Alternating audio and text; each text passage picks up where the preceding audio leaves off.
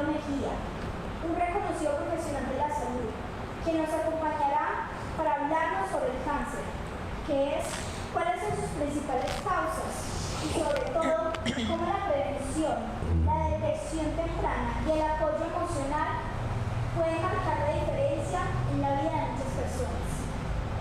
Además, nos acompaña la señora Orfilia Inés Colorado, madre de familia, quien generosamente compartirá con nosotros su experiencia personal, recordándonos que detrás de cada diagnóstico hay una historia de valentía, esperanza y fortaleza. Los invito a participar activamente, a plantear sus preguntas, compartir sus inquietudes y hacer de este espacio una oportunidad para aprender y sensibilizar. Agradecemos su presencia y disposición para construir juntos una comunidad más informada y solidaria. A continuación, escucharemos al profesor Alexander. Reafirmo el agradecimiento que nos da la estudiante. Gracias por aceptar esta invitación, un espacio que queremos que se fortalezca con cada uno de los integrantes de esta comunidad. El día de hoy nos reúne un tema que sentimos es muy propio de nuestro tiempo, de nuestra cotidianidad, que hay que prestarle atención a este tipo de enfermedades y también como unirnos, como nos decía la estudiante, y poder alentarnos, poder ayudarnos en momentos tan difíciles como es la enfermedad. Este conversatorio lo queremos hacer como de una manera muy familiar, muy informal de alguna manera. Hablando con don Ramiro, que muy amablemente nos aceptó la invitación, dice que no quiere pues así como una cosa muy estructurada, sino que realmente va a ser un aporte que está alrededor de unos 20-30 minutos. Luego doña Filia nos va a contar desde un caso personal cómo es convivir con esta enfermedad. Entonces, para que sea sencillo el asunto, como muy simple, unos acuerdos. Estos dispositivos que nos acompañan ya todo el tiempo, ponerlos en silencio o apagarlos un momento. Mientras ellos están interviniendo, entonces la idea es escucharlos y luego cuando terminen ellos la intervención ya podremos hacerle una serie de preguntas. Entonces, de nuevo, mil gracias por estar acá. Espero que este espacio se apropie de ustedes de él, nos ayuden a crecer. Es hecho con amor, es hecho con ganas de educar, con ganas de crear lazos de comunidad. Entonces, muchísimas gracias a todos por estar acá y iniciamos entonces con el médico Ramiro Mejía. Bueno, entonces empecemos.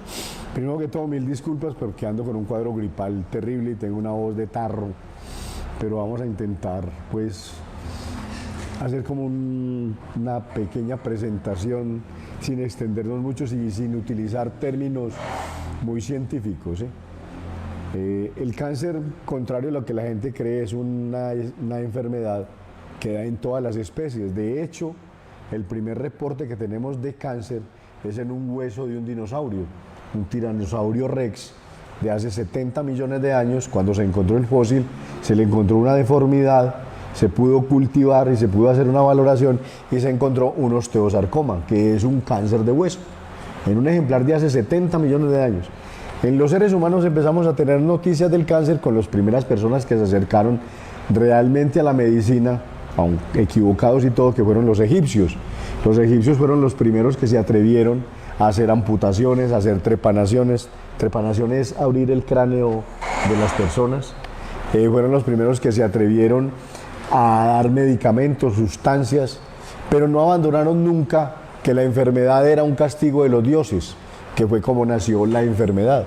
La enfermedad para las culturas antiguas siempre fue un castigo de los dioses y en este caso era un castigo que era absolutamente incurable, porque nunca se pudo curar a una persona. Además, si comparamos con lo antiguo, lo nuevo tiene una gran ventaja. Ellos nunca hicieron necropsias, a pesar de que ellos fueron capaces de momificar a las personas. Ellos perforaban por la nariz, por el abdomen y sacaban el contenido del abdomen, del tórax, del cerebro y lo cambiaban por sustancias alquitranadas y por gasas, y por eso podían momificar, pero nunca entraron para observar cómo era la anatomía del cuerpo. ¿Sí? Volvemos y entonces cambia nuevamente el enfoque. Perdón, ¿cómo sabemos esto? Hay 7 papiros que se encontraron a finales del siglo XIX que fueron interpretados. Ustedes saben que nosotros sabemos y conocemos el alfabeto egipcio por una roca que encontró un francés donde había un escrito en griego y un escrito en egipcio. Y ese arqueólogo sabía griego antiguo, entonces pudo traducirla y de ahí es como sabemos. Entonces, esos papiros antiguos se lograron traducir y ahí el médico que intervino esa persona nos explicaba cómo era la enfermedad y qué procedimientos hizo. Viene la evolución y llegamos a Grecia. Grecia es el primero que dice, no, Dios no es el que produce las enfermedades, es la naturaleza la que genera la enfermedad. Y ahí nace todo el compendio de medicina que conocemos, equivocado o no, que duró durante 15 siglos más o menos, que es con Hipócrates, el padre de la medicina. De hecho, cuando yo me gradué, tuve que hacer el juramento de Hipócrates, ¿sí? Y Galeno, que por eso nos dicen galenos a los médicos, era otro médico de esa época. Los dos tenían el pensamiento griego de la época y dicen, la enfermedad depende de una relación entre el hombre y la naturaleza. ¿Sí? Y cambia totalmente el enfoque de la medicina, porque entonces ahí ya la medicina no es un cuento de arrodillémonos, sacrifiquemos a los dioses, matemos las pobres vacas o todos esos sacrificios que hacen, sino que ya hay que empezar a mejorar la relación con el entorno. La medicina ha sido de cambios muy difíciles. Les voy a explicar un solo detallito. Usted no aceptaría hoy que un médico la atendiera sin lavarse las manos. ¿Saben cuánto nos llevó a los médicos a aceptar que el lavado de las manos era necesario para el ejercicio médico? 100 años. 100 años desde que el primer médico, un médico polaco, dijo, lávense las manos, que ustedes son los primeros transmisores de las enfermedades. Los médicos nunca lo aceptaron. Y eso fue a principios del 1800 y solamente a finales de 1800 y con una ayuda de una mujer maravillosa, que es la creadora de las enfermeras, se logró cambiar todo eso y que hubiera gasas, que hubiera agua, que se lavara. Los sitios donde se operaban era en tierra, ¿sí? No había sitios especializados. Pero entonces llegó ahí y él es el que habla primero de la palabra cáncer, pero no como cáncer, sino como carcinoma. Y dice que el cáncer depende, porque ellos habían estructurado ya el funcionamiento del cuerpo como el funcionamiento de 4 fluidos, ¿sí? Y de esos 4 fluidos había uno que era el dorado o café, que era el que producía el daño. Los otros eran la sangre, la flema, ¿sí? Entonces él dijo, a partir de ahí, de ese desequilibrio, se produce el cáncer. Y se empezó a utilizar con tan mala fama que la primera droga que se da es arsénico. Las sales de arsenio fueron las primeras cosas que se utilizaron para tratar el cáncer. Pero era un cáncer que solamente llegaba hasta lo visible, porque se veían los tumores, pero nadie hacía disecciones, nadie iba a la anatomía, nadie cambiaba las cosas, ¿sí? Entonces llegamos hasta el siglo XIV, me van a perdonar las señoras, pero la gran mayoría de la anatomía que conocíamos en la Edad Media era exclusivamente femenina, porque la Iglesia Católica que ustedes aman, solamente hasta el Concilio de Trento en 1453 declaró que las mujeres tenían alma. Antes ustedes no tenían alma, solamente los hombres teníamos alma. No sé cómo cambiaron ese concepto tan maravilloso, pero dijeron que las mujeres iban a empezar a tener alma desde ahí. Entonces, como no tenían alma, en ustedes se hacían las disecciones anatómicas. Todo el mundo podía ir a un cementerio, sacar un cuerpo femenino y hacerle una disección, porque no tenían alma. Cuando declaran, creo que le toca al Papa Urbano VI, que es el que hace esa transformación, ya no se pueden hacer disecciones ni en hombres ni en mujeres. Por eso conocíamos, por ejemplo, el útero. Histerum, en antiguo latín, histerum, que es el útero. Por eso se decía que las mujeres eran las que padecían de histeria, porque tenían útero, que era el histerum, ¿sí? Entonces ya pasamos de no conocer, pero ya se hacían disecciones. Entonces ya se encontró que esos tumores que se encontraban por fuera de la piel, esas lesiones que habían externas, tenían componente interno, porque se lograban ver cambios en los órganos, dilataciones, crecimiento del tejido, obstrucciones a vías respiratorias, venosas y gástricas. Entonces dijeron, bueno, esto tiene otro componente. Se siguió avanzando, ya empiezan a aparecer, a desecharse las teorías griegas, porque ya fueron capaces de, con las disecciones, encontrar la circulación, encontrar la vía aérea, ¿sí? Y con el avance logramos llegar al microscopio. Y ya con el microscopio fuimos capaces de ver la célula. Y ya con la célula fuimos capaces de ver los cambios que se originaban en los tejidos por el cáncer. Entonces, ya estamos tocando el año 1800, 1900, y ya se empieza, en Francia particularmente, a visualizar lo que es el cáncer. Entonces, esa es la historia. Hasta nosotros, con nosotros pues han llegado unos avances ya maravillosos. Nosotros tenemos inmunohistoquímica, tenemos radioterapia, quimioterapia, braquiterapia, tenemos análisis de masas, tenemos oncogenes, un montón de cosas que nos ayudan a hacer un diagnóstico temprano del cáncer, porque al cáncer se llega casi siempre por descarte. Casi nunca un médico llega a la conclusión de que lo primero que usted tiene es cáncer, a no ser que sea muy visible. Si usted me llega con una lesión en la cara, que no le cicatriza, que le sangra, que le cambia, yo digo, ojo, ahí hay un vasocelular o un espinocelular, que son los dos cánceres más frecuentes a nivel de piel. Pero un cáncer de riñón o un cáncer de hígado, entonces casi siempre se llega de último y por descarte, porque se empiezan a hacer exámenes y a mirar otras cosas hasta que a lo último se quedan sin diagnóstico, y entonces biopsia, saque el pedacito de tejido, mándeselo al patólogo, el patólogo llega en el microscopio y mira, dice, estas células están cambiando, estas células están proliferando, se lleva a un procedimiento que se llama inmunohistoquímica. La inmunohistoquímica es la que le da el nombre y el apellido al cáncer. Y la inmunohistoquímica es la que determina cuál es el tratamiento, pero ya nos adelantamos. Entonces, ¿cuál es la definición de cáncer? Si fuéramos a definir cáncer parroquialmente, es el crecimiento exagerado, desordenado de las células de cualquier órgano en el cuerpo, porque a nosotros nos da cáncer en cualquier órgano, hasta los huesos. Una de las grandes discusiones que hubo toda la vida era que el tejido neurológico no se replicaba. Y el cáncer fue el que nos dijo, ojo, abran el ojo que eso no es cierto, porque es que da cáncer de cerebro, porque es que da cáncer de la glía, porque es que da cáncer de meninge. Entonces, ¿cómo es posible que no se repliquen y allá están creciendo las células y están produciendo cáncer? Entonces, ahora ya conocemos que el tejido neurológico sí se replica, sí se divide, sí se cambia, muy lentamente, le lleva muchos años, pero sí lo hace. Entonces, ese cambio exagerado, abundante de las células puede producir dos efectos. Uno, por malignidad, el cáncer de por sí es dañino y hace daño en el tejido. O por obstrucción, porque crece tanto que puede dañar estructuras que estén alrededor. Puede invadir un tejido cardíaco, puede invadir un tejido coronario, puede invadir un tejido circulatorio, un tejido, por ejemplo, los respiratorios, es muy común que haya una invasión y una destrucción del tejido respiratorio, entonces la gente termina ahogándose.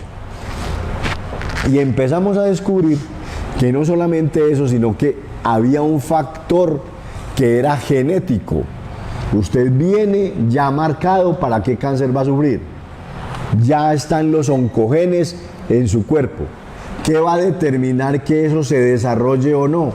Las variables que están por fuera de su cuerpo. Nutrición, ejercicio, salud, estilo de vida saludable, ¿sí? Y con el cambio que se hizo de la era industrial, cuando se descubrió el vapor y llegaron las máquinas y todo, entonces empezaron a cambiar todas las conductas humanas. El cigarrillo es un gran aporte que hicimos los americanos. En el mundo no se conocía el tabaco. Cuando llega Colón, en la primera isla que llegó, lo invitaron a fumar tabaco. Se pegó una traba de padre y señor mío, porque él nunca en la vida había fumado tabaco. Pero los indios fumaban tabaco. El tabaco es originario de América. Lo mismo que el maíz, que el tomate, que el aguacate, que la papa, que la yuca. O sea, nosotros le dimos al mundo un montón de cosas, pero entre ellas leímos el tabaco. El tabaco no es dañino en sí por la nicotina. O sea, el tabaco, la nicotina crea adicción, ¿sí? Pero la nicotina no hace daño a nivel de las estructuras respiratorias. ¿Quién hace daño? El humo.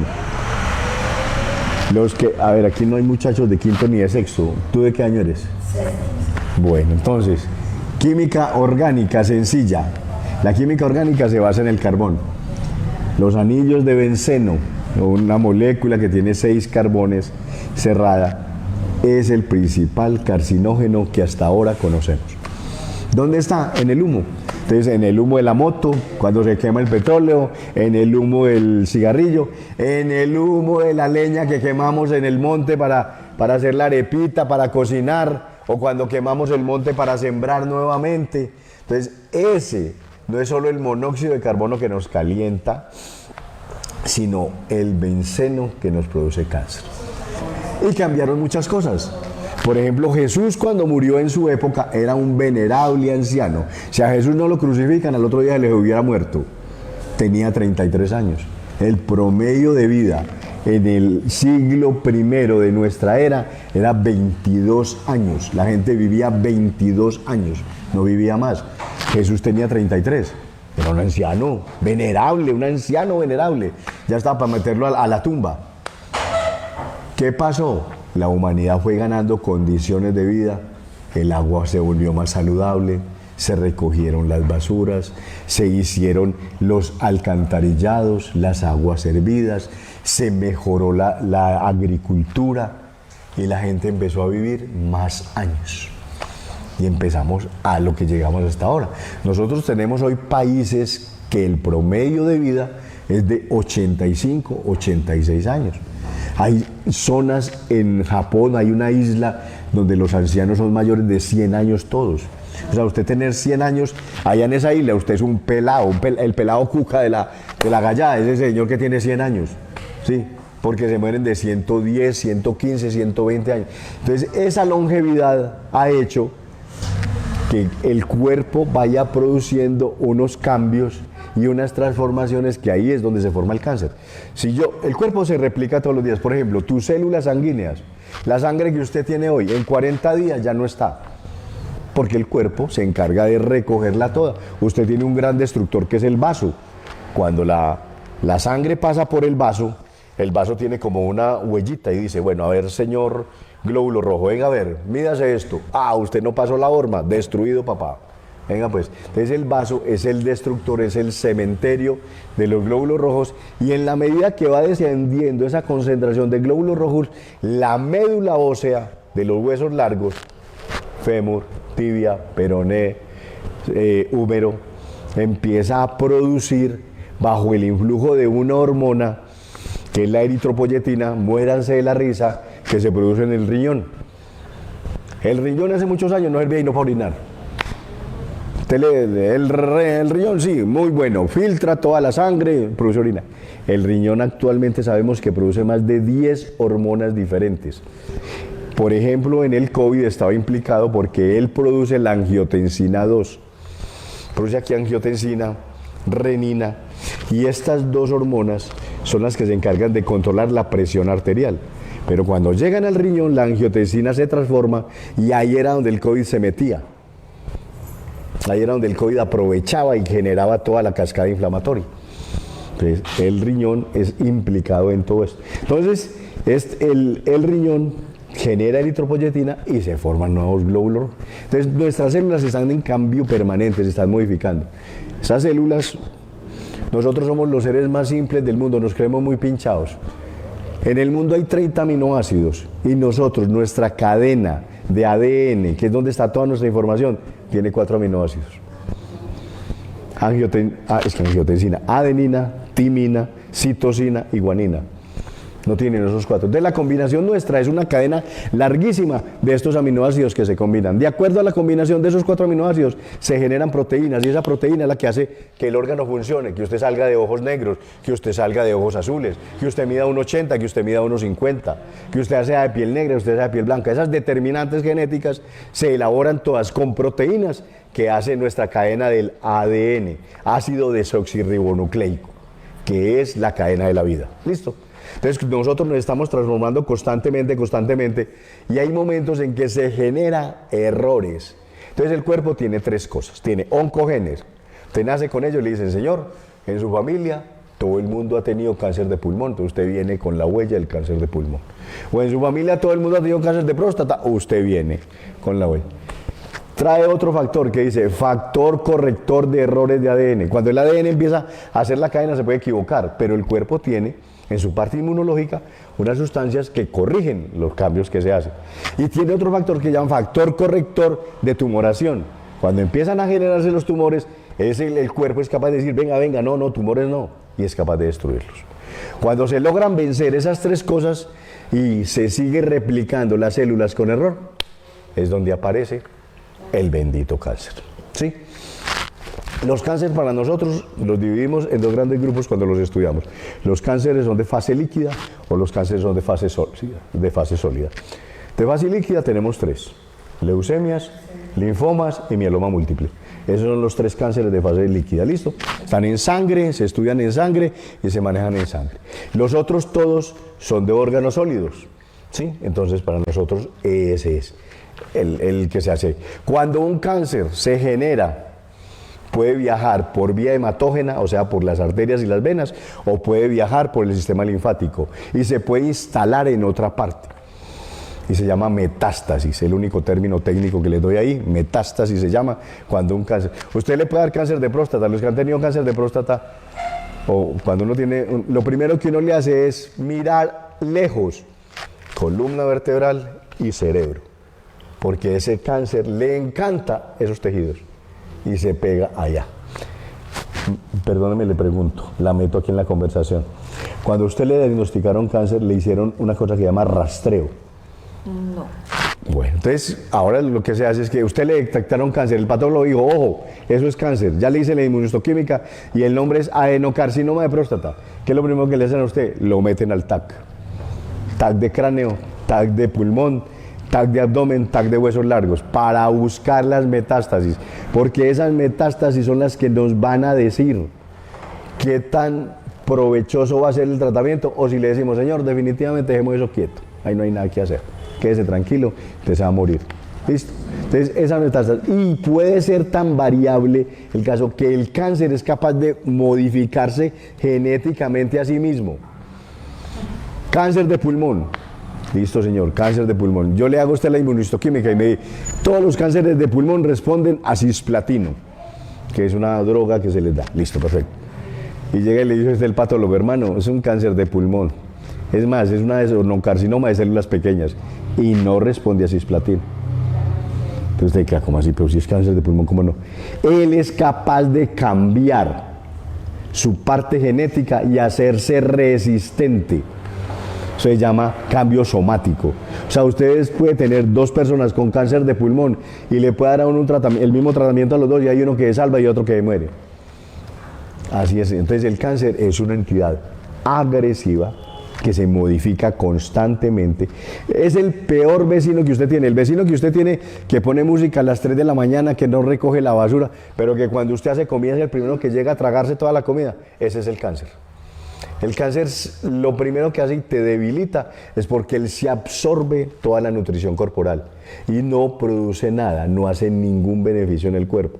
Por eso yo lo comparo mucho con el niño malo de la casa, el que todo el mundo quiere echar pero nadie lo echa, ¿sí? Porque es el que daña, el que mal, pero él se queda ahí. Tratamientos para cáncer. Ya hablamos de quimioterapia, tomadito, droga tomada, venenos, son venenos.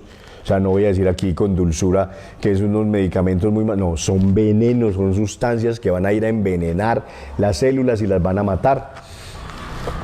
Radioterapia, que son emisiones de diferentes minerales que se llevan a fase de radiación y se imprimen. El primero que iniciamos fue con el cobalto 60. Ya en ese momento hay otros, cistaplata, hay muchos otros. Y por último, braquiterapia, que es coger con una sonda y llevar la emisión de radiaciones y colocarlo en el sitio donde está el cáncer y dejarlo ahí. Entonces él está constantemente irradiando, constantemente. No tiene que usted ir a la sesión de quimio ni a la sesión de radio, sino que él constantemente le está emitiendo radiación para acabar con el cáncer. ¿Listo? Hay una parte que para mí es la más difícil de entender de todo este cuento. Todo el mundo dice, cáncer, qué horror, cáncer, que no me dé cáncer.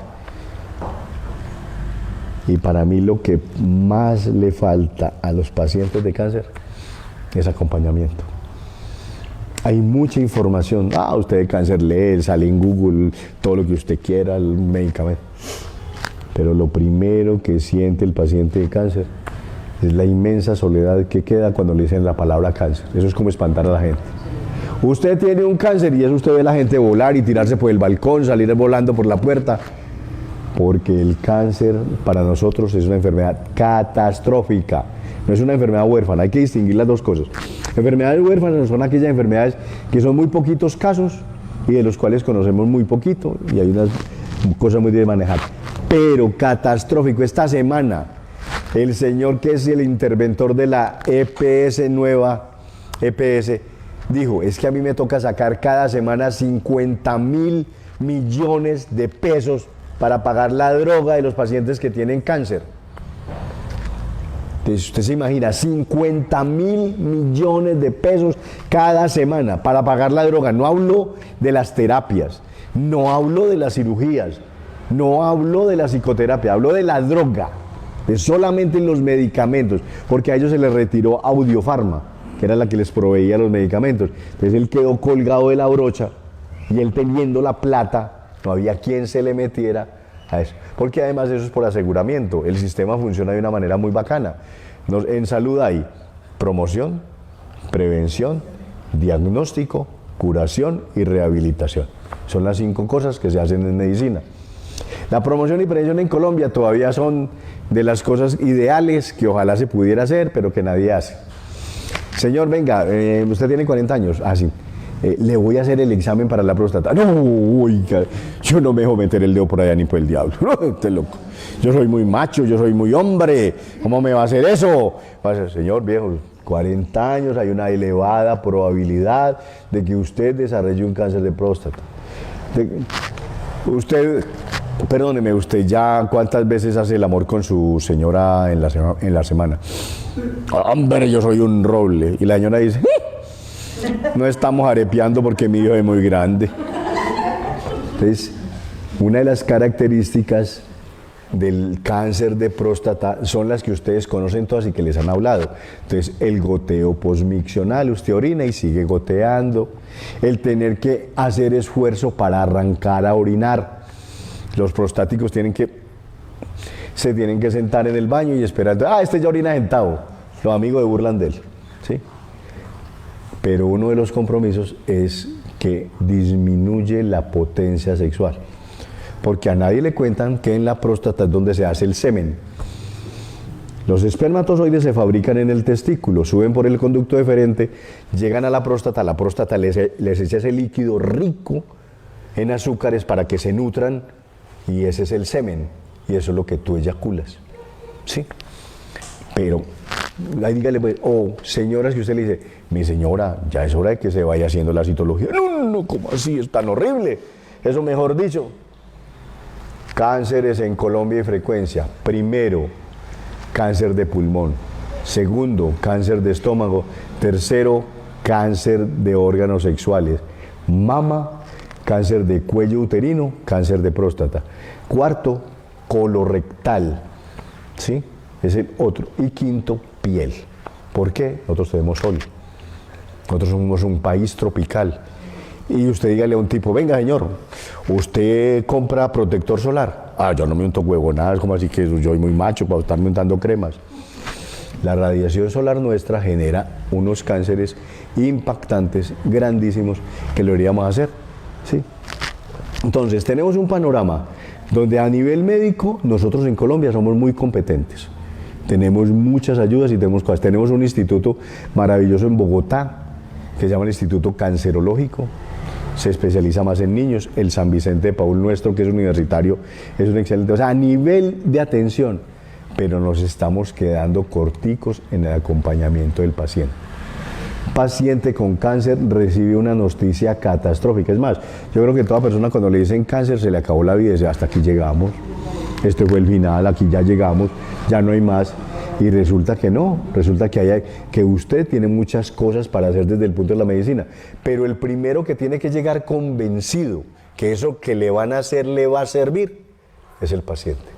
Si al paciente no lo acompañan, si al paciente cuando le hacen la primera quimioterapia o radioterapia se le cae el pelo y es el motivo de burla de todo el mundo, o el paciente cuando le hacen su tratamiento y está trabajando, no le dan las incapacidades, no le dan el tiempo para asistir a su atención, la familia no lo fortalece y acompaña, porque las casas donde hay cáncer parecen como tétricas, lúgubres.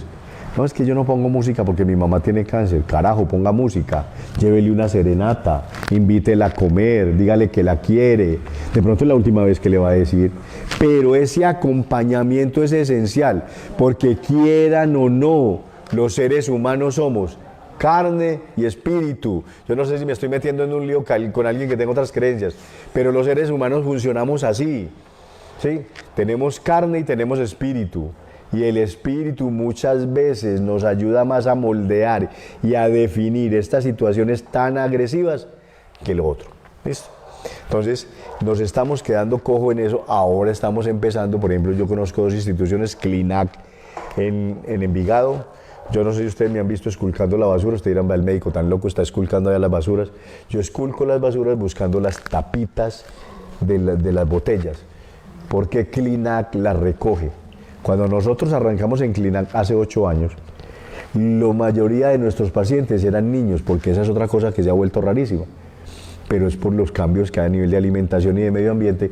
Los niños están teniendo una alta incidencia en la estadística de cáncer. Entonces, empezamos con que los niños no iban a la radioterapia, a la quimioterapia, porque no había pasaje en la casa para ir. Y el problema del paciente de cáncer es que tienen que ser 2. El paciente de cáncer nunca anda solo. El paciente de cáncer hay que separar 2 comidas, 2 pasajes, 2, porque él tiene que ir acompañado. Usted se imagina uno salir de una quimioterapia que uno sale como un pollito que le tiembla todo, ¿sí? Y salir solo, con náuseas, ¿sí? Salir solo, tiene que estar acompañado. Entonces, con las tapas nosotros empezamos a comprar tiquetes del metro y les damos los tiquetes del metro. Para no hacerles largo el cuento, ya hemos avanzado tanto que ya llevamos gente de los pueblos y hay un ancianato en Envigado que nos alquila por días habitaciones. Entonces el paciente viene del pueblo, le hacemos la quimio y la radio, lo dejamos allá en la habitación del ancianato, pobre muchacho de 8 o 10 años rodeado de todos los abuelitos, pero le toca y se queda mientras tanto. Y la otra es el Instituto Cancerológico en Bogotá. A mí me tocó rotar cuando estudiante por el Instituto Cancerológico.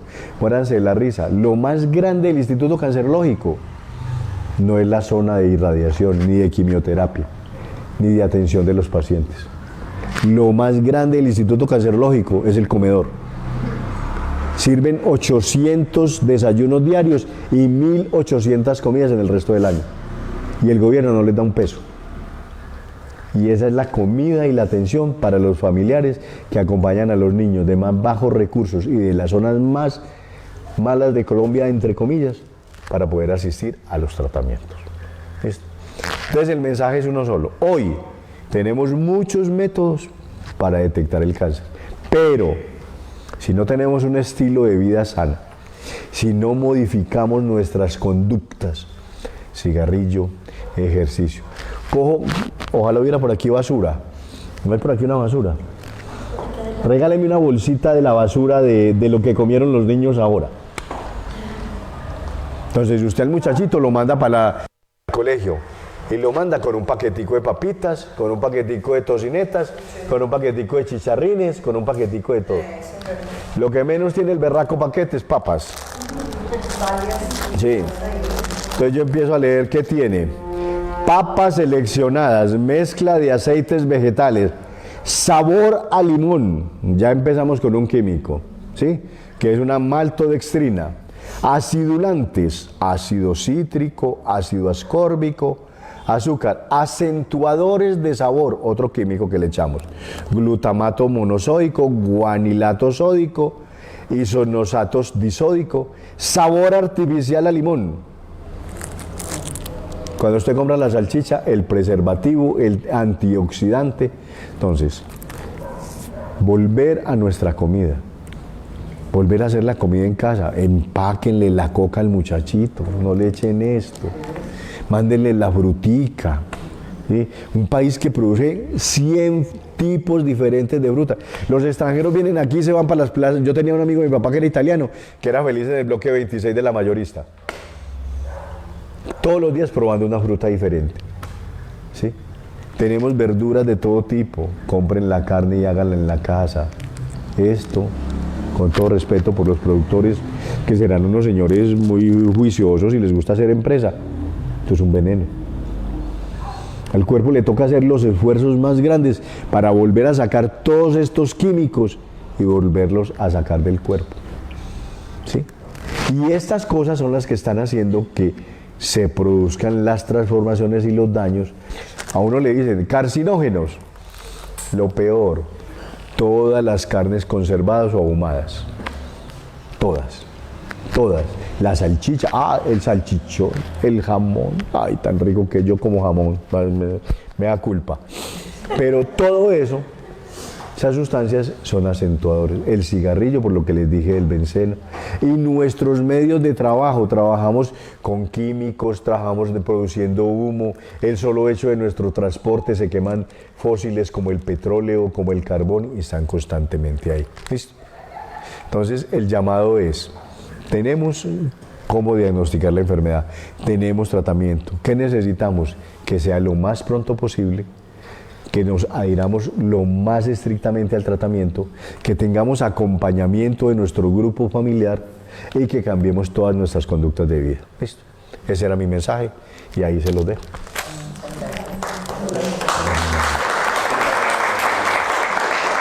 Nosotros con el conversatorio quisimos como traer las dos posturas, las dos miradas, ¿cierto? El profesional que se encarga de tratar la enfermedad, pero también el paciente que tiene que padecerla y tiene que vivir con ella y tiene que ser más fuerte que ella, ¿cierto? Entonces yo quisiera que doña Orfelia nos contara el proceso desde el principio, qué es convivir con esta enfermedad. Duro. Buenas tardes. A ver, cuando a uno le dicen, usted tiene cáncer, ¿cierto? Uno hace, yo reaccioné y los ojos se me aguaron, pero yo solamente pensé, Dios, tú sabrás, en tus manos me coloco. El médico me dijo, ¿qué hacemos? Y yo le dije, no, lo que tengamos que hacer. Sí. Entonces vamos a empezar el tratamiento. Tienes un cáncer de mama, la biopsia, la mamografía te salió muy malita, entonces, digamos, de hoy a 15 días te opero. Yo le dije, listo, normal. Me operó a los 15 días, me incapacitaron, llegué a la casa, sí. Yo conté con suerte de tener una familia que desde el comienzo me apoyó. Incluso pensé y les dije, están exagerando, porque no se paren, los piecitos los tienen hinchados, venga, yo le hago esto. No, es que, como dijo el médico, le operamos de mama, pero no estás inválida. Entonces, yo tengo que funcionar, déjeme trabajar como yo soy. Mi esposo entraba a la cocina y decía, yo hago hoy la comida. Soy yo, porque yo soy capaz, yo puedo. Luego el médico me dijo que íbamos a empezar las quimioterapias. Me mandaron 12, 4 secciones de a 3. Las inicié a la 4ª quimio, yo me fui a peinar el cabello teniéndolo largo. Y yo noté que se empezó a caer. Me miré en el espejo y sí, los ojos se me aguaron. Yo dije, me va a caer, no importa. Pero para que ellos no lo vieran, mi familia, yo cogí una bolsita. Al otro día, un poquito más. Yo conservé el cabello hasta el 30 de diciembre. Pensé en mis niños. Yo dije, sí, yo voy a estar calma. Pero mis niños se me pueden asustar. Entonces, me consigo la peluca, los recibo y los atiendo. Yo iba cada 8 días, los miércoles, y me inyectaban la quimioterapia. Que yo sentía y yo decía, yo soy capaz de ir sola. Sí, porque a mí la quimioterapia no me dio ni diarrea, ni vómito, ni mareo, nada. Pero el médico se lo advirtió que eso le podía pasar. Sí, incluso pues me dijo, te mando la droga para la diarrea, el vómito y todo eso. Lo único que yo sentía y siento después de la quimio es que de la rodilla para abajo, a los 2 días, me daba como desaliento. ¿Sí? Pero normal, amor, vamos a caminar. Yo me iba para el pueblo y yo bajaba caminando normal, porque yo sentía que todo eso lo podía hacer. Ya en estos momentos estoy esperando porque el médico me dijo que después de que terminara las quimios continuaba con una inyección que le aplican en la pierna, que no tenía necesidad de radio. Y yo le dije, bueno, esperemos normal. El cabello se cayó, yo tomé la actitud de reírme de mí misma. Sí, yo me bañaba y me parezco al ratoncito. Me parezco a tal. Y ellos, los de mi casa, se reían. Mami, pero tal cosa. No, es que es así. Porque yo no puedo decir, me voy a sentar y voy a hacer. Ay, entonces no puedo hacer nada porque ya tengo esto. No. Yo dije, desde el comienzo, lo voy a vencer y lo voy a lograr y aquí estoy. De todo me río. Yo coloco música, yo les hago chistes, yo bailo. Eso sí, la alimentación sí le cambia a uno un poco. Pero no por cuestión de la nutricionista, sino porque yo misma lo decidí cambiar. Yo dije, hago mi cambio. Si comía quesito, ahora lo cambio por una cuajada. Que si me comía una parva blanca, la cambio por la integral. Salgo a caminar y la alimentación me ha sido normal. Fui con la nutricionista y me dijo, continúa con la alimentación así, pero entre alimentos agrégale una fruta o algo así. Yo, las ensaladas, las frutas y de todo. Y aquí estamos. Venciendo todo y haciendo todo lo que el médico diga para seguir luchando, porque hay que luchar, tenemos una familia y vamos para adelante. Pero yo pregunto,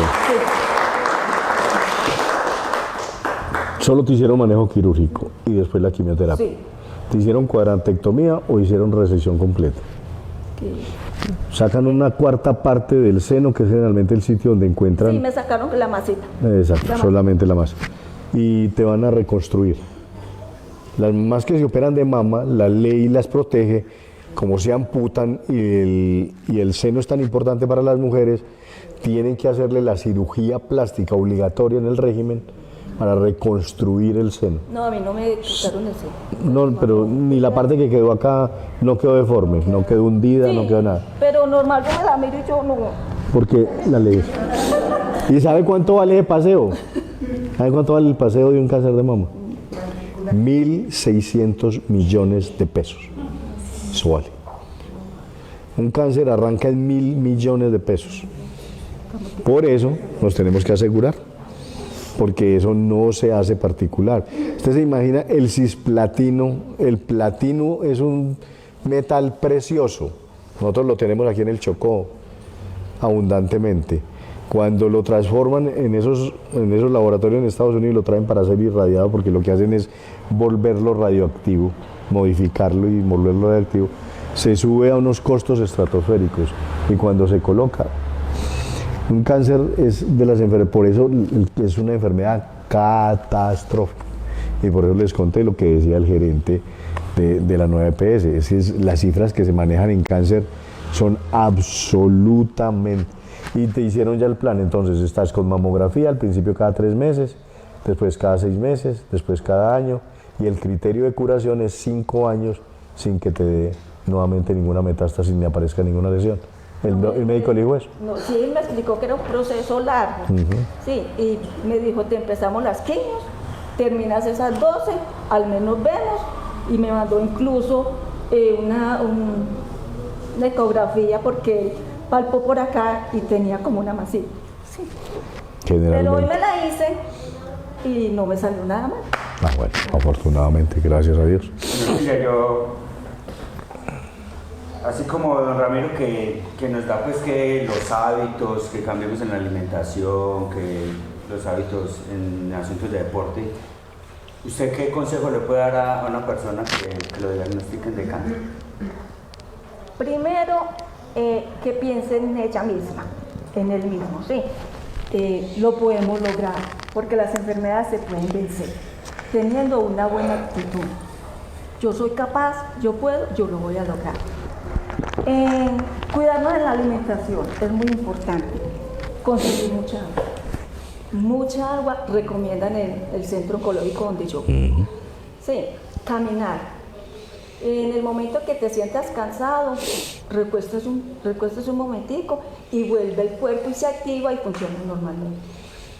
Las mamás que tenemos hijos, vacunémonos. En estos momentos, pues está la vacuna del papiloma humano, Sí. lo digo por experiencia, porque yo ya vacuné los míos. Y se vacunan hombres y mujeres. Exacto. Hombres y mujeres, porque generalmente le cargan el cuento solamente a las mujeres. Hombres y mujeres. ¿Hasta qué edad pregunta? Sí, hasta los 17 años. Y es un esquema, aquí en Colombia fue uno de los pilotos que se hizo.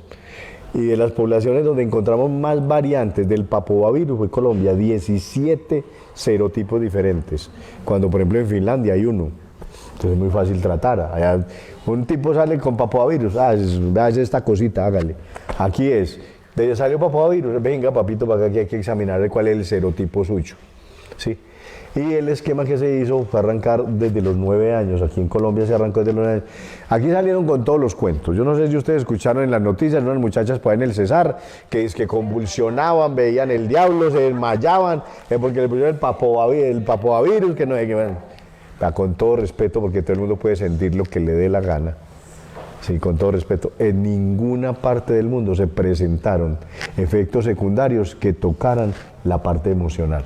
No, brotes, sí, rash, muchas cosas, pero que le aparecía el diablo y que les hablaban no sé qué, y que, mejor dicho, Colombia es un país único para todo, para lo bueno y para lo malo.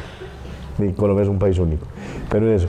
Y el papovavirus es la famosa cresta de gallo que usted que tiene los años más o menos los mismos que yo. ¿Se acuerda cuando los muchachos eran jóvenes? Entonces, la gonorrea era la gota militar. Sí, no era la gonorrea, la hemorragia, no, la gota militar. Y el papovavirus era la cresta de gallo, porque da esos condilomas, la condilomatosis que hace, y es la destrucción del tejido a nivel uretral y la deformidad a nivel del conducto en las mujeres que va hacia el cuello uterino.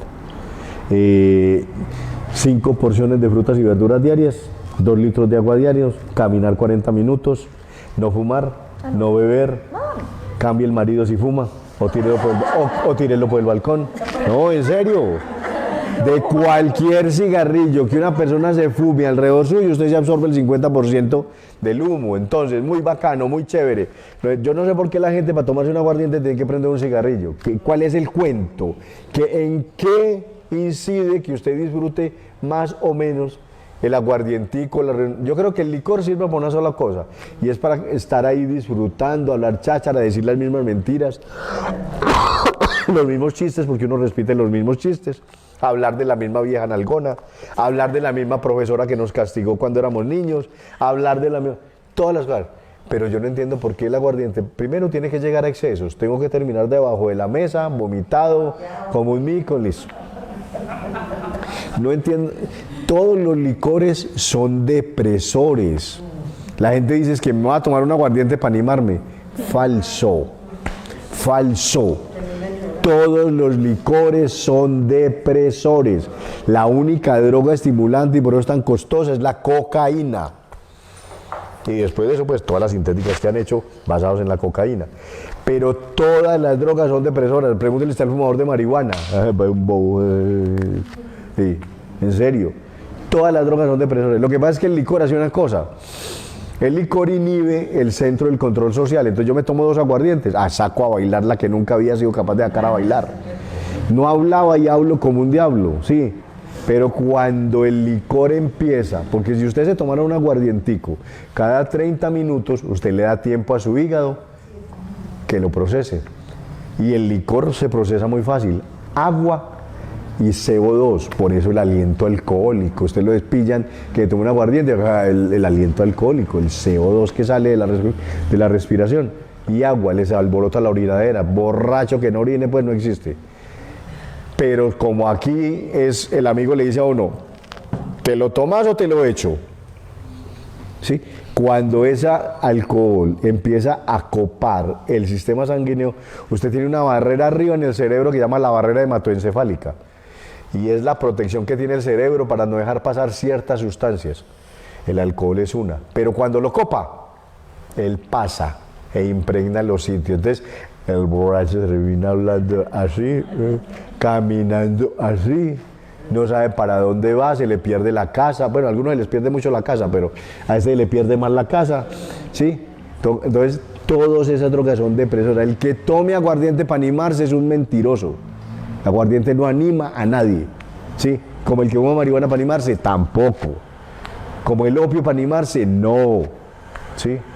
La única droga que anima, y por eso es muy peligrosa, es la cocaína, el clorhidrato de cocaína. Nosotros nunca consumimos clorhidrato de cocaína, nunca. Nuestros indios cogían la coca y la mascaban junto con calcio, entonces lo precipitaban y hacían una base de coca que les acababa con los dientes. Mire usted todos los mascadores de coca en Bolivia, en Perú, en la Sierra Nevada de Santa Marta, nuestros indios arhuacos todos son masticadores de coca, la meten aquí. Bajan hasta el mar y recogen todas las conchitas que hay en el mar, porque eso es calcio, carbonato de calcio, y con eso precipitan la hoja de coca y se la mascan. Pero alguien muy famoso que todos me van a decir, que se llama Sigmund Freud, cogió con un laboratorio y precipitaron el clorhidrato de cocaína, el principio activo de la hoja de coca, y esa es la que la gente se huele, se inyecta, se meten por el ano, porque por el ano se absorbe igual que si usted se colocara intravenosa. Muchos pacientes les colocamos la droga intrarrectal. Que no se deja inyectar, que no, venga, yo la meto por el ano. Y en el ano se absorbe. En el futuro, los pacientes de diabetes no se van a tener que inyectar olida, porque también el plexo respiratorio es como si fuera intravenoso. ¿Sí? En todo caso, esas son las conductas de vida. Si usted es capaz de ayudarse con eso, si usted mejora su nutrición, si usted mejora sus hábitos de vida, si usted camina, o sea, es ser responsable usted de usted mismo. Es que el paciente de cáncer no es una persona que hay que cargar. Vea el ejemplo de ella. Yo hacía las cosas, era responsable de mi mundo, era responsable de mi trabajo, era responsable de mi familia, ¿sí? Si hay personas que después de una quimio, ustedes después de una radioterapia, que alguien salga, no, feliz, voy a ir a cocinar sancocho hoy, yo lo quiero conocer porque no lo he visto.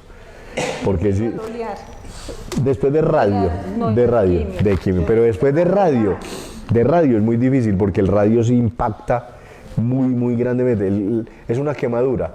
Muchas de las mamás antiguas que tuvieron cáncer de mama todavía le muestran a uno las cicatrices de las quemaduras que tienen en los senos, de las quemaduras. Lo primero que usted ve en una paciente que le hacen quimioterapia de mama es que una mano es más gruesa que la otra.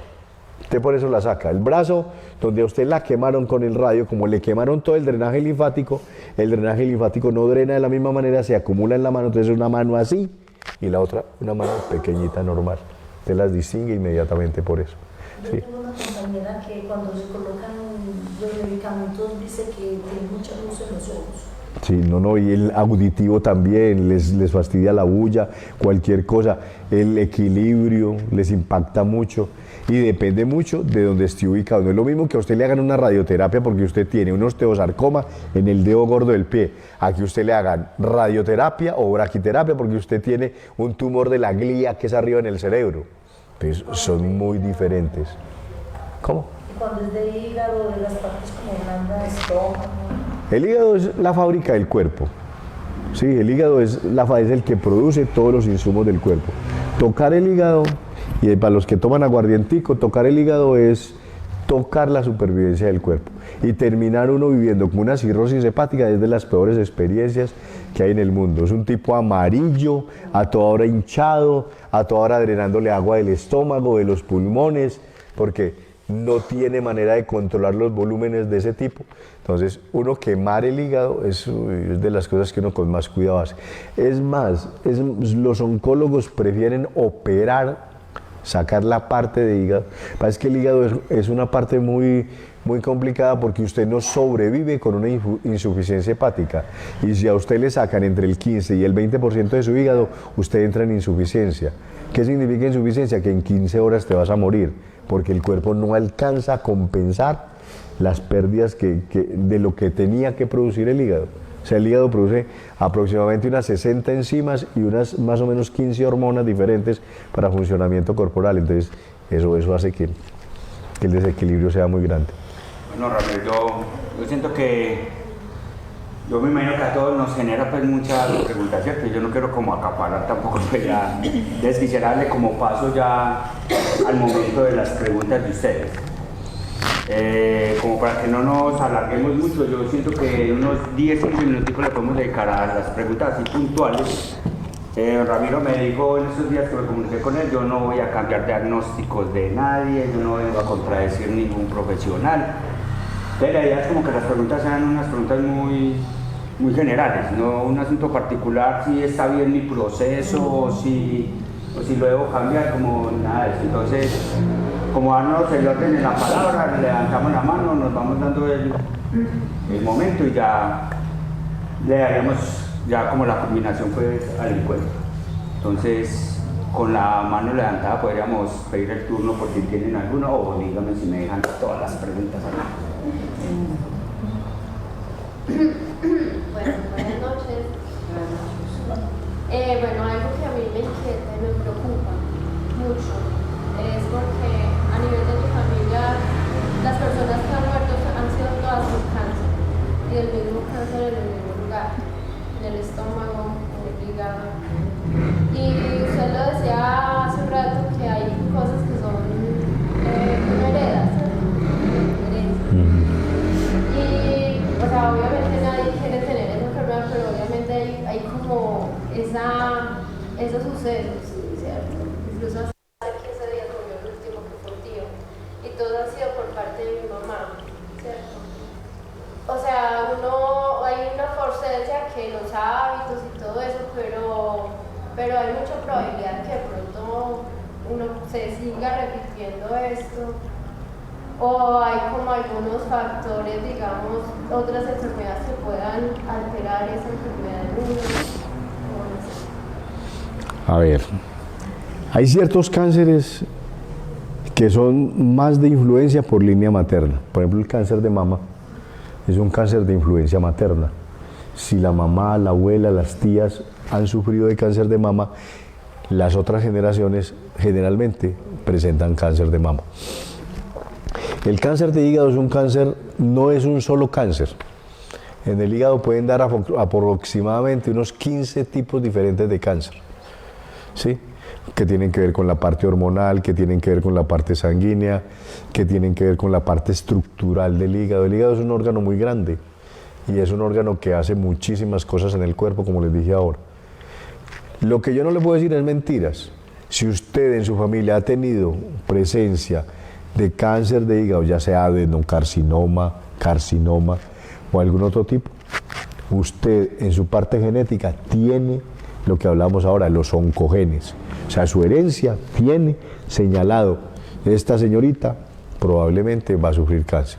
Ahora, lo que hemos nosotros, o lo que hasta ahora conoce la ciencia, porque todos los días cambia, todos los días hay experimentos diferentes, es que los hábitos de vida lo que hacen es que no sean tan agudos los episodios o no se inicien a edad tan temprana, ¿sí? Pero muy probablemente, hija, tú vas a tener alguna afección a nivel hepático. O sea que a cuidar la dieta, cero alcohol, ejercicio, ojalá nunca seas diabética porque la diabetes afecta mucho también el hígado, no solo el páncreas, sino también el hígado. Entonces, a cuidarse muchísimo. Pero la presencia puede estar. Y el cáncer de estómago entre nosotros es muy común por una sencillísima razón: alimentación. O sea, la alimentación nuestra favorece muchísimo el cáncer de estómago, y si además tiene longevidad. Todo el mundo le gusta el pedacito de la arepa quemada.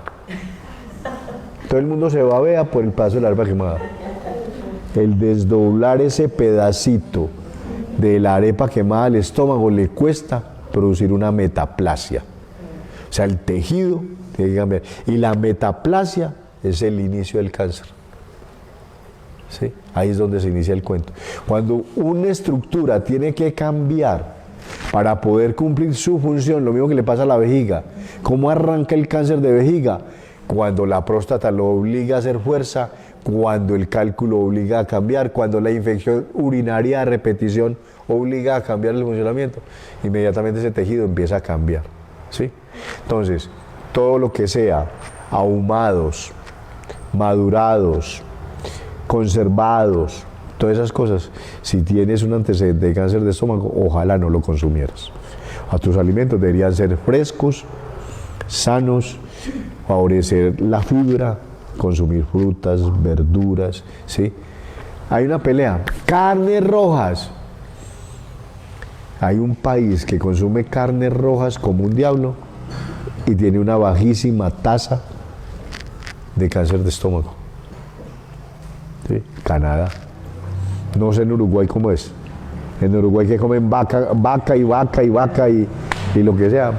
Pero los argentinos, por ejemplo, que consumen mucha carne, tampoco tienen una alta incidencia de cáncer de estómago. ¿Sí? La Coca-Cola, la que me la maltratan tanto. La Coca-Cola, las bebidas carbonatadas, sí, o sea, agua y bicarbonato no son dañinas. ¿Qué le agregan aquí a la Coca-Cola donde puede estar el daño? El caramelo. Caramelo es azúcar. Entonces le cuesta más dificultad al riñón procesarla y hacer la depuración de él. ¿Sí? ¿Sí? Y los endulzantes normales que utilizan. ¿Por qué a veces prohíben bebidas? ¿Y por qué no prohíben el chocolate? Esta fue la pregunta que le hice al profesor. ¿Por qué no prohíben el chocolate? El chocolate es clarito, el chocolate es oscuro. El chocolate tiene 7 sustancias antioxidantes. Todos los mayas, todos los aztecas, toltecas, mixtecas, chichimecas, olmecas tomaron chocolate. Y la incidencia de cáncer en nuestra población indígena era casi 0. Los estudios que se han hecho sobre las momias indígenas, que son poquitas, pero los se han hecho, no hay alta incidencia de cáncer. Nunca. Y del sodio en los alimentos, que ya viene con el letrerito. ¿El qué? El exceso de sodio. Igual. A ver, aquí les ponen estos sellitos que les ponen aquí. Bueno, entonces, a ver, el sodio para nosotros es una sustancia muy importante. Nosotros somos 90% agua y unas salecitas. Esas salecitas son sodio, potasio, calcio, ¿sí? Entre las más grandes, magnesio, manganeso, cadmio, aluminio, hierro. Bueno, eso es lo que somos nosotros. El sodio es tan importante que cuando se baja el sodio, que pasa mucho con nuestras mamás, las señoras, cuando ustedes vean la viejita de su casa apelotardadita, y les hablo en español así para que me entiendan, ábrale el ojo al sodio. Y me pasa mucho con las mamás que les diagnostican hipertensión. Vieja, no puedes volver a ver la sal. ¿Qué le dijo usted a esa señora, por Dios? Sacó la sal de la comida. Usted debe consumir todos los días 2 gramos de sal. Refisal, saca el gramito, la bolsita de gramito, 2 bolsitas de esas. ¿Y por qué se las tiene que comer? Porque hay un montón de interacciones a nivel de músculo, a nivel cardíaco, ¿sí? A nivel cerebral, que se hacen mediante calcio. La bomba sodio, la bomba sodio-potasio a nivel cerebral es la que no nos deja convulsionar. Uno de los máximos peligros cuando a la señora de la casa se le empieza a caer el sodio es que empiece a convulsionar.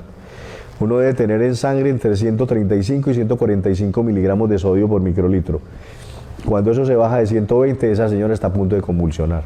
¿Sí? Entonces, uno tiene que tener mucho cuidado con todas esas cosas que le dicen, no, es que no es nunca no. O sea, en medicina no es nunca ni es siempre. En medicina es equilibrio. Usted tiene que, si usted coge la libra de sal y se la gasta en 8 días, ahí sí empecemos a mirar cosas porque, sí, pero sí, no hay que quitar el salero de la mesa. Pues, no, usted tiene que saber manejar eso, tiene que saber, como el dulce. Yo tengo un grave problema con los pacientes diabéticos. ¡Ay, adiós la aguapanela! A todos nos criaron con aguapanela. Usted a un campesino por allá de aburrimiando en la última cordillera y usted le quita la aguapanela, le quitó la comida.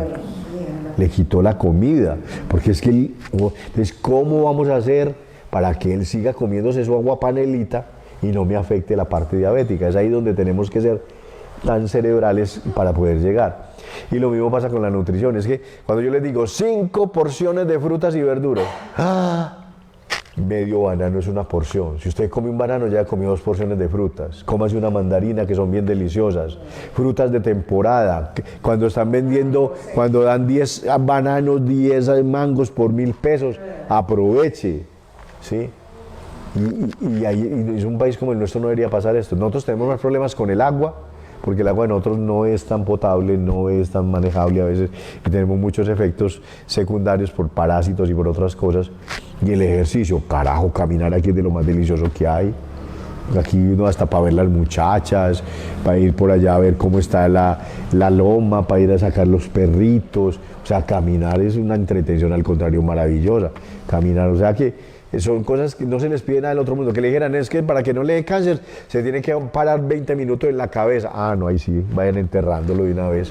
Pero son cosas muy sencillas de cambiar hábitos, de modificar conductas, porque es que nos volvemos muy cómodos. Nos volvemos, en Estados Unidos, que tiene las más altas incidencias de calcio, la comida toda es conservante. Entonces usted tiene en el congelador la pizza, la lasaña, hasta el sancocho debe ser congelado, entonces usted lo saca, lo mete al horno microondas y se lo come. Ese producto, para que pueda estar allá y usted lo pueda consumir, tiene de todo, de lo que le acabo de leer. Entonces, no, haga el sancochito, haga el poquito de frijol, haga la sopita, o sea, y a los niños, por favor, vuélvanle a hacer la coquita. Sí, esto no, esto es una sinvergüenzada. Además, pues de que me dejan todas estas bolsas aquí subiendo el peatonal, yo con mis perros recogemos todos los días una bolsa de estas llena, pero la comida está ahí, la comida de mamá. ¿Quién no se come la comida de la mamá? A ver, ¿a quién le cae? Bueno, la mamá, la hija de nadie es la única, pero ¿a quién no le gusta la comida de la mamá? Entonces la mamá se levanta y uno la ve haciendo el poquito de arroz, el poquito de frijol, la ensaladita. Usted se la come con gusto a la hora que le toque. Entonces volvamos a la coca, así de sencillo. ¿Quién tiene alguna otra pregunta? ¿Listo? Hágale pues, hágale, estamos en promoción. Yo sé que se han realizado estudios y usted también al comienzo me decía que somos parte física, corporal y parte emocional, ¿cierto? Sí. ¿Qué tanto afectan las emociones? Porque pues, se ha dicho últimamente que el estrés y todo esto provoca muchas enfermedades. ¿Usted me permite que le conteste con una sola palabra? Muchísimas. Hay casos. La medicina no es una ciencia, desafortunadamente, porque las ciencias son exactas. O sea, 2 más 2 siempre será 4. Entonces la matemática es una ciencia. ¿Sí? En biología usted mezcla una sal y un ácido y siempre le dará, una base y un ácido y siempre le dará una sal. Eso no tiene... En medicina usted coge 100 peludos con la misma enfermedad, el mismo diagnóstico, les da el mismo medicamento y no faltan 4 o 5 que no se mejoren. La medicina es un arte. Y la medicina trabaja con la cosa más inestable que hay, que es el ser humano. ¿Sí? Entonces, la parte emocional es fundamental. Hay, por ejemplo, hay necropsias donde han encontrado los pacientes que torturan o los pacientes que amenazan con unas úlceras gástricas de concurso por el miedo. Y no se hicieron en 2-3 meses, en 2 o 3 horas. Unas úlceras gástricas espectaculares por la descarga emocional. El miedo. los deseos reprimidos, pues los deseos bien llevados, pues, pero el maltrato, ¿sí? Todo eso nos afecta a la parte emocional y afecta a las enfermedades. Y agravado, obviamente. No solamente producido, sino agravado por las situaciones. Pues porque lo importante después del diagnóstico es el acompañamiento y el tratamiento. Entonces, el uno a veces no estar en las mejores condiciones, como decía la señora que estaba también acompañada, hace que la persona entre en una franca depresión que se manifiesta es como el estrés. Todo el mundo, el estrés es psicológico. Falso, el estrés es físico. El estrés te cambia la digestión, el estrés te cambia el hábito vegetativo. Por el estrés te muerden los perros. ¿Qué hace un perro? Huele tu estrés. Porque cuando tú estás con estrés, sudas diferente. Entonces él siente que tú tienes miedo. Y si él es un perro agresivo, él te ataca. Porque él ataca a quien tiene miedo, a quien es inferior. ¿Sí? Entonces, el estrés es físico, produce cambios físicos, no solo cambios emocionales. Y esos cambios físicos te aumenta el ritmo cardíaco, la taquicardia, te aumenta la frecuencia respiratoria. ¿Sí? Entonces, yo pienso que lo sano es un equilibrio. O sea, uno debe estar donde lo quieren. Uno debe estar con quien lo quiere y uno debe hacer las cosas que le traigan gusto y que le traigan crecimiento y que le traigan placer. El resto es atentar contra uno mismo y no vale la pena ningún sacrificio de esa clase. ¿Algo más? Dos preguntas como para ir cerrando pues como... Pero pregúntele a ella también. No, es para nosotros. Pregúntele a ella. ¿Qué tan eficiente es nuestro sistema de salud con una enfermedad tan costosa? ¿Cómo se ha sentido usted como paciente y cómo nos puede decir usted como, digamos, como servidor de esa área de la medicina? ¿Qué tan eficientes somos en sistema de salud para este tipo de enfermedades? Pues yo digo, para mí, en estos momentos me siento muy bendecida porque he tenido hasta el momento ese acompañamiento y ese seguimiento que hacen los médicos. A mí no me han parado nada. ¿Sí me entiende cómo decirlo? No me han negado una cita. No. Yo he sido afortunada desde el inicio hasta hoy, que todos los servicios los he tenido. A ver, sin que el sistema sea perfecto, porque en salud el sistema perfecto yo creo que no existe. El sistema de salud que tenemos es muy bueno. Lo que pasa es que es por aseguramiento.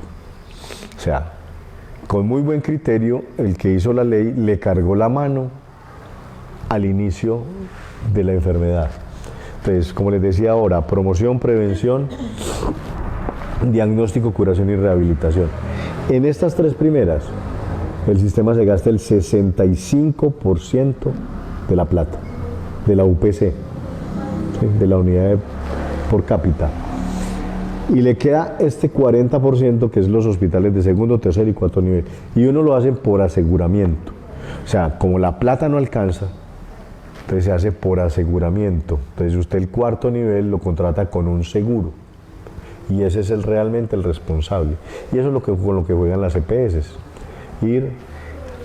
En este momento tenemos mucho problema, sobre todo con medicamentos. Lo que pasa es que usted vive en Antioquia.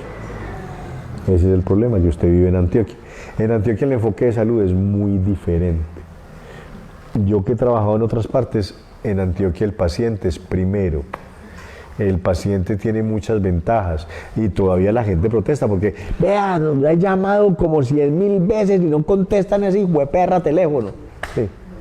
Pero en Antioquia hay más cercanía y más posibilidades de hacer muchas cosas. En otras partes que definitivamente de frente le dicen no hay. Por ejemplo, en Bogotá en este momento hay un gravísimo problema con los medicamentos para tratamiento de cáncer. Ustedes lo ven en las noticias, que en Colombia las noticias son las noticias de Bogotá. Pues prácticamente tenemos un gravísimo problema porque todos los laboratorios que había en Colombia se fueron de Colombia. Cuestiones de política internacional. Nosotros teníamos unos más o menos 14 o 15 laboratorios, inclusive el último laboratorio, nosotros teníamos un laboratorio que era nacional que llamaba Genfar. ¿Sí? Genfar lo compró una multinacional que se llama Sanofi Aventis, es la multinacional europea más grande en producción de medicamentos. Y con este nuevo gobierno se trasladaron a Ecuador. Ellos trasladaron todas sus instalaciones a Ecuador. Entonces toda la droga que nos llega ahora con Genfar viene de Ecuador. En Ecuador la moneda nacional es el dólar. Entonces los medicamentos allá se cotizan en dólares. Lo que aquí producíamos a precio de pesos, allá se está produciendo a precio de dólar y no lo venden a precio de dólar. Entonces eso nos encarece fundamentalmente en muchas cosas. Pero yo creo que en las enfermedades catastróficas, no en las huérfanas, que es donde tenemos más problemas, pero en las catastróficas, todavía la gente y las entidades tienen buen servicio. Pero lo ideal sería que no tuviéramos que llegar allá. Es como el enfermo de hipertensión. Lo ideal del hipertenso es que no tenga que llegar a la UCI. ¿Sí? Lo ideal de la persona que tenga algún tipo de antecedentes es que no tenga que llegar a la quimioterapia ni a la radioterapia, que con sus conductas de vida y con sus otros cuidados. Por ejemplo, ¿qué les cuesta a todas las mujeres hacerse la citología cada año? ¿Sí? ¿Qué les cuesta? Hacerse el examen de mama, que en YouTube está, que tienen que poner la mano aquí, que es 3 días después de la menstruación, que se empiezan a tocar de la parte superior hacia abajo, que hay que revisar las axilas, que hay que revisar el cuello. Ahí está todo puesto. O sea, no tienen que ir a ninguna parte sino meterse a su computador. O sea, hacerse esos exámenes, ¿sí? No como las personas mayores, que tenés ahí, no, una peladurita, pero esto no me sale. No, ojo con eso. Que esas lesiones en piel hay que hacerlas mirar y hay que revisarlas, ¿sí? No, es que yo de vez en cuando orino sangre, ¿sí? ¿Y no te has hecho ver del médico? No, no, dime, me pasa, Ave María, yo me tomo 2 aguardientes y eso se me cura. O como me decía un viejito ahora, hoy dice, ¿tiene mucha gripa, doctor? Y yo sí. ¿Y no ha probado tomarse un ron caliente con miel? Eso es buenísimo. Y yo, bueno, ahorita voy y me lo tomo. Es como la otra pregunta, un ron caliente con miel. Lo que tengo yo, que hemos visto, pues usted nos cuenta que la medicina ha evolucionado, ¿cierto? Y hemos avanzado mucho, digamos, en este campo. ¿Qué creencias culturales persisten que terminan siendo un obstáculo para que la enfermedad no termine siendo como vencida tan fácilmente? Todas. Y lo que pasa es que la gente tiene derecho, o sea, no es lo mismo hablar aquí que estamos en un conversatorio y toda la careta. Aquí usted, el profesional, lo mire a los ojos con el examen aquí en la mano y le diga, viejo, tenés cáncer. Ahí a la gente se le cae el mundo. Y cuando a usted le han enseñado que eso es casi estar tocando las puertas del cementerio, usted se agarra de cualquier cosa. Y usted tiene derecho a tener creencias. La señora hablaba de Dios y ese es un derecho de ella, ¿sí? Ella se aferró a Dios y esa creencia, y eso de pronto concitó toda la reunión familiar y a ella la fortaleció, y esa parte emocional se vio fortalecida desde esa creencia, y esa parte es buena. Pero cuando ya me empiezan a decir es que no, es que a mí el indio amazónico me dijo, o es que el agua de no sé qué. El caldo de gallinazo. Sí, o el caldo de gallinazo del médico. Y oye, lo malo es que es médico. No, es médico, el que lo hace en Barranquilla es médico. Es un médico. Sí, el caldo de gallinazo. No. La guanábana, métanse a internet. La guanábana es la fruta para curar el cáncer. Yo no conozco el primero curado por guanábana. No, sí. También tengo que decir, y lo hago con mucho respeto, la medicina nació de la herbolaria. O sea, los medicamentos nacieron todos de lo que los chamanes, los brujos, ellos culiaron. El máximo antibiótico que le ha ayudado a la humanidad, que es la penicilina, viene de un hongo. Y lo manejaron durante mucho tiempo los indígenas. Lo tenían un hongo. O sea, yo no quiero como medicina decir es que lo único que hay en el mundo es la medicina, no. Pero llegamos a un punto donde el manejo es tan específico, tan avanzado, de tanto compromiso y tan costoso, que yo creo que uno no debe correr ningún riesgo. Sí, obviamente, yo no me voy a meter. Hay 3 cosas en la vida con las que uno no me mete. Con el equipo de fútbol de otro. El que es hincha el Medellín, de malas, pero es hincha el Medellín. Y él defenderá su Medellín. El partido político de otro. Sí, usted es liberal y otros conservadores. Pues ya no hay dos partidos siquiera, pero bueno. Sí, y las creencias religiosas. O sea, usted ponerse a casa, usted cuando se sienta con un evangélico que empieza a decir, es que en la Biblia, hombre, usted no le va a cambiar el pensamiento, no lo va a modificar, ¿sí? O sea, es quedarse discutiendo vanamente, ¿sí? O sea, esas creencias yo creo que hay que respetarlas, cada uno vivirá con ellas o morirá con ellas, las manejará. Pero todo el mundo sí debe pensar una cosa. Si yo tengo acceso a un servicio de salud donde científicamente estudian mi proceso de salud de enfermedad, ¿por qué no acceder a él? ¿Por qué no ir a hacerse el examencito? ¿Sí? ¿Por qué no seguir las recomendaciones del especialista o del médico que les da? Lo otro, les cuento, a mí me purgaron con paico. Yo tenía una abuela que es de Cañas Gordas, Antioquia, y llegábamos allá todos los nietos y nos echaban una bebida de paico, que yo odié el paico toda la hijueperra vida, porque eso es amargo, eso es lo más horrible que hay. Me dieron el ajo a las 6 de la mañana con el trago de aguardiente para matarme las lombrices. Sí, me lo dieron.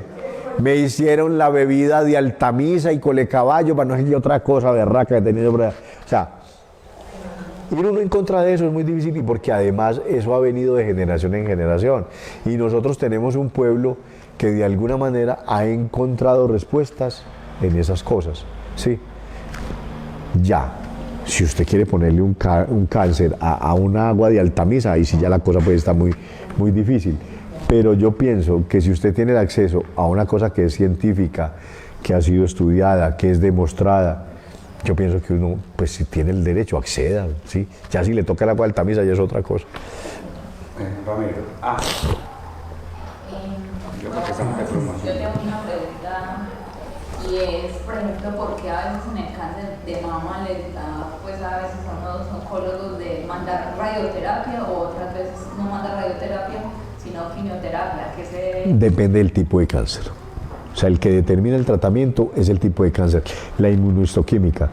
Cuando a usted le encontraron, probablemente le hicieron el primero, tú te encontraste la masa. No. Te hicieron una mamografía de control. Entonces en la mamografía encuentran una cosa que se llama punteado de sal. Esa es la imagen que uno encuentra, es como si hubieran regado unos granitos de sal. Y se lo clasifican, hay una clasificación de 1 hasta 4. Y eso depende de la gravedad de cada uno. En 2 ya hay sospecha, en 3 ya es una gran sospecha, y en 4 es confirmación. ¿Listo? Cuando se confirma el tipo de cáncer, te hacen una biopsia, sacan un pedacito. El patólogo lo mira con el microscopio y dice, no, ya se confirma que hay malignidad porque se ven unos cambios a nivel del núcleo de la célula, que es donde está la parte genética de la célula, que dicen, aquí hay algo dañino.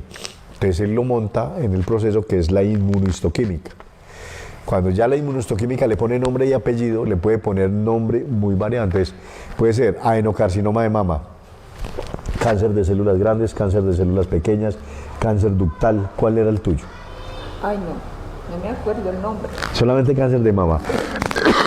Pero el cáncer de mama tiene como 4 o 5 nombres, porque puede dar en la mama o puede dar en el ductus, que es por donde drena la leche, ¿sí? Entonces un cáncer ductal. Puede ser de células pequeñas, de células grandes, ¿sí? O adenocarcinoma, como es una glándula, puede dar adenocarcinoma. La mayoría de los adenocarcinomas dan en glándulas, próstata, tiroides, y dependiendo de ese hallazgo y ese nombre que le montan, es que se hace el tratamiento y se hace la frecuencia. Por ejemplo, ella tuvo unas frecuencias muy poquitas. Ella hizo 12 sesiones de quimio. La gran mayoría de los pacientes son 40, 50, ¿sí? Durante mucho tiempo. Porque a veces son cánceres muy extensos o muy agresivos. Y eso es lo que nos va a determinar por qué se hace cada cosa. Ahí como para complementar, ¿qué pasa en el cuerpo en la quimioterapia? Porque yo veo que eso es un químico que barra estas células buenas. O sea, que me meten a un químico en el cuerpo y se barre todo. O sea, ¿qué pasa internamente en el cuerpo? O sea, ¿hay respuesta A ver, epigénica en medicina, de la persona para que responda al tratamiento?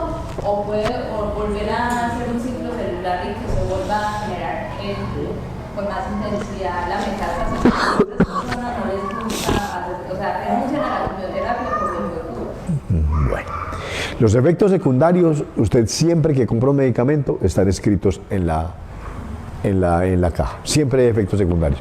En medicina no hay nada inocuo, se lo va a poner muy sencillo. Usted tiene gripa y se toma un antibiótico, le da gastritis. O sea, el antibiótico antivida, o sea, entra matando lo que haya de vida. Y entre la vida que usted tiene en el estómago está su flora bacteriana, que es buena, pero el antibiótico no distingue, el antibiótico entra matando, ¿sí? Y él mata lo que se mueva.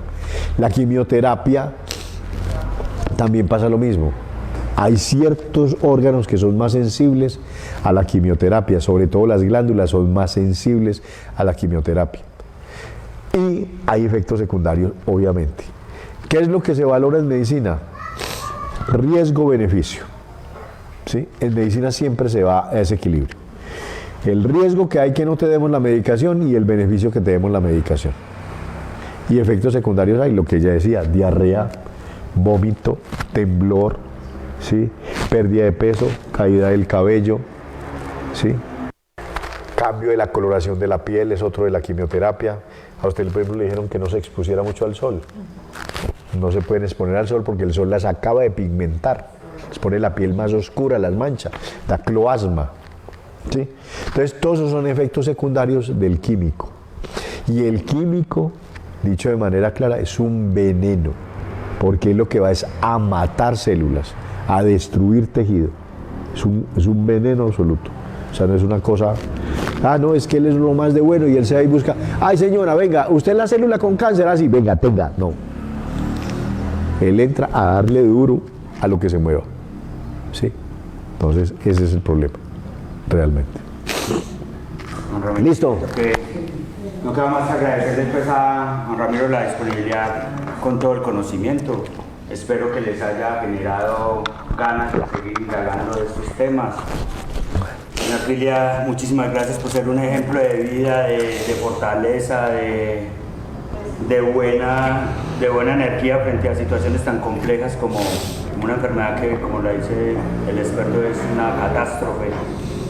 Entonces, muchísimas gracias, porque yo sé que el haberla escuchado a usted nos va a motivar mucho por si en algún momento a uno de nosotros, a algún familiar, nos toca vivir esta situación. Yo siento que casos como los suyos alientan a que esto no sea tan catastrófico, sino que realmente lo veamos pues como algo que hace parte de nuestras vidas, pero nos puede también sacar lo más valioso y la fortaleza que tenemos como ser humano. Muchísimas gracias por ese ejemplo de vida. Como periódico escolar, les queremos pues agradecer por haber aprovechado este espacio. Esperemos que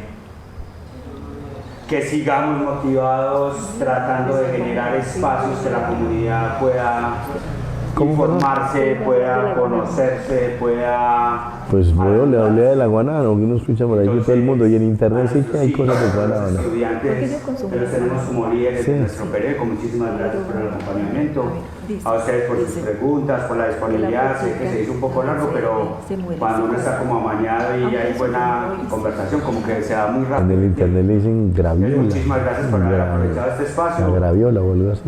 Van a estar invitados para otros, porque la idea es esto que denominamos encontrándonos con la palabra, siga, como les digo, nutriéndose, siga siendo un espacio que cada uno nos ayude a fortalecer. Entonces, muchísimas gracias por eso.